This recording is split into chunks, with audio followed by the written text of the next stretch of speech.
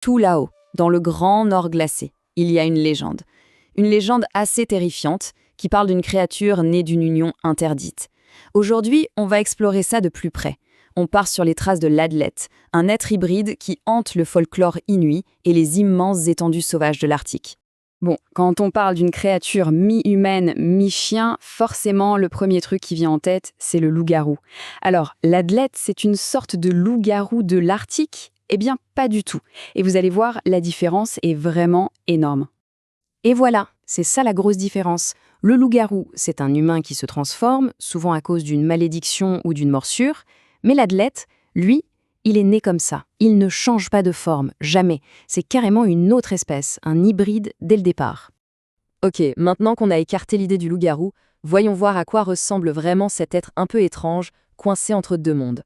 Alors, le portrait robot de l'Adlet, c'est assez impressionnant. Imaginez un peu, un être plus grand qu'un humain, avec le haut du corps d'un homme, mais le bas du corps, ce sont les pattes puissantes d'un chien.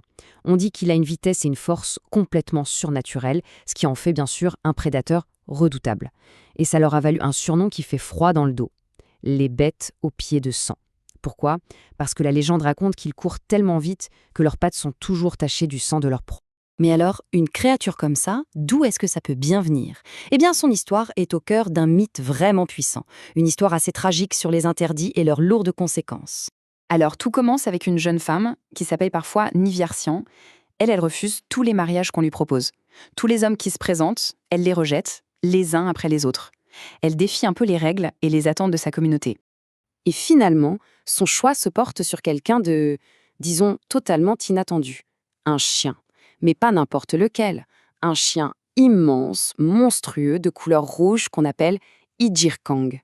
C'est cette union, complètement contre nature, qui va tout déclencher. Et de cette union vont naître 10 enfants. Alors attention, la portée est spéciale. 5 sont des chiens, on va dire, normaux, mais les 5 autres, ce sont eux, les tout premiers athlètes.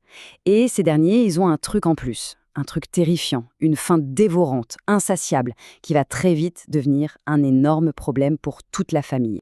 Du coup, le père de Niversiang, le grand-père, il est complètement à bout. Il doit chasser sans arrêt pour nourrir tout ce monde.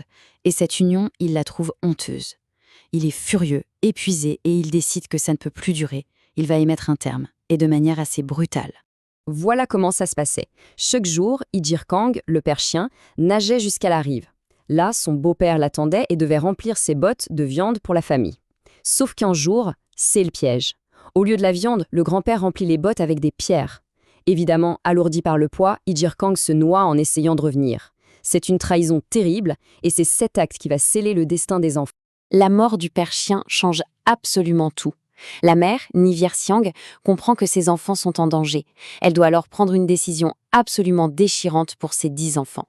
Et c'est là que l'histoire se sépare en deux chemins, deux destins assez fascinants.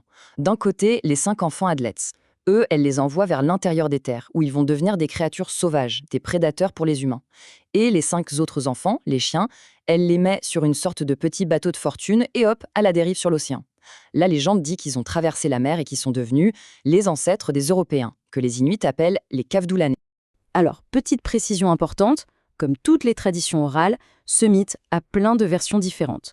Dans certaines régions, par exemple, les enfants envoyés sur l'eau ne deviennent pas les ancêtres des Européens, mais plutôt ceux d'autres tribus amérindiennes. En fait, le mythe servait aussi à expliquer d'où venaient les autres, ceux qui n'étaient pas Inuits.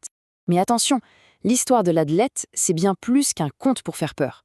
Elle est vraiment ancrée dans la vision du monde Inuit, et elle nous en dit long sur leur rapport à la nature et au monde spirituel.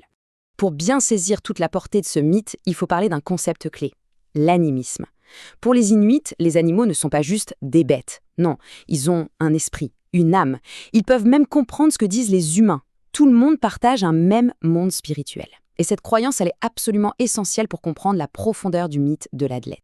Il y a cette citation de l'ethnologue Jean Mallory qui est juste parfaite pour ça. Il dit, en gros, que les Inuits vivent avec une sorte de remords. Pour survivre, le chasseur doit tuer l'ours, qu'il considère pourtant comme son frère. Et ce conflit, cette tension entre l'humain et l'animal, on la retrouve partout dans leur mythologie.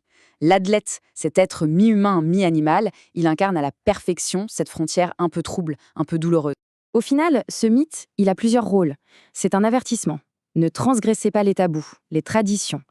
C'est aussi une façon d'expliquer l'origine des autres peuples, et parfois des conflits. Mais c'est surtout, et c'est peut-être le plus important, une réflexion très profonde sur cette ligne de démarcation si fragile entre ce qui est humain et ce qui est animal. Et ce qui est fou, c'est que ce thème de l'union entre une femme et un chien, il est tellement puissant qu'on le retrouve ailleurs, au cœur même d'autres grands mythes inuits. Oui, cette histoire d'une femme qui choisit un chien comme partenaire, ce n'est pas juste une anecdote. C'est un des motifs les plus importants de toute la cosmologie inuite. Ça montre bien à quel point la relation entre les humains et les chiens était centrale dans leur imaginaire. Et là, on arrive à la connexion la plus dingue. Une version très très proche de cette histoire, c'est aussi le mythe qui raconte l'origine de Nuliajuk, qu'on connaît aussi sous le nom de Senna.